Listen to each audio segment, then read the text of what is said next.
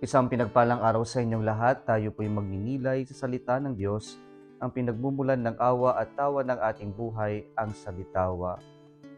Mga kapatid, alam ko po na hindi po tayo foreigner o hindi na bago sa atin ang dumanas ng hirap sa buhay. Lahat po tayo ay may kanya-kanyang kwento ng pinagdaanan sa buhay at pinagdadaanan sa buhay. Lahat po tayo ay may kwento ng tayo ay nagpakahirap, tayo'y nagtiis, tayo'y sinubok ng Diyos, ng panahon at ng tadhana. Marami tayong kwento ng pagtitiis, ng pagsusumikap, ng pagpupursige. Ito rin po ang nais na ipaalala sa atin ng Panginoon. Sa kabila ng tila nakakatakot na mga salitang binitawan ng Panginoon sa ating Ebanghelyo ngayon, nakakatakot na maging tagapagsunod ng ating Panginoon. Pero ang paalala ng Panginoon sa atin ngayon, ang sinabi niya, by your patient endurance, you will save your souls.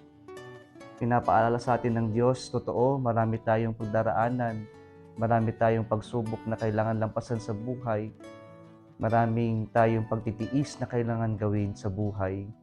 Pero ang lahat ng ito ay dadalhin tayo na maging matatag sa ating buhay, sa ating pagkatao, at maging matatag sa ating pananampalataya sa Diyos.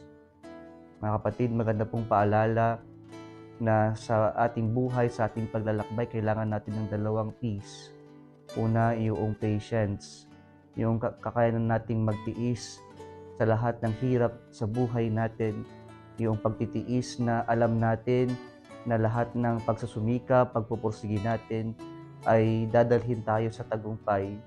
Huwag tayong mapanghinaan ng loob sapagkat lahat ng ating pagsasakripisyo, pagtitiis ay dadalhin tayo sa mas magandang kinabukasan, sa mas magandang tagumpay.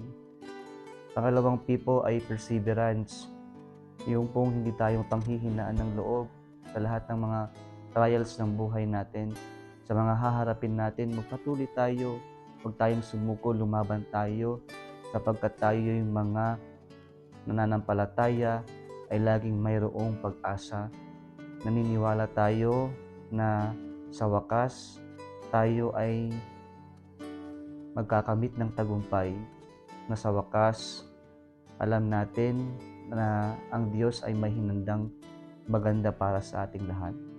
Kumapit lang tayo sa Diyos na may pagtitiwala at may pag-asa. Maging saksi tayo ng malalim na pananampalataya at pagtitiwala sa Diyos sa pagkakaroon ng patience and perseverance sa buhay natin. Kung nagustuhan mo ang video na ito, huwag kalimutang mag-like, share at mag-subscribe sa Salitawa Facebook page and YouTube channel.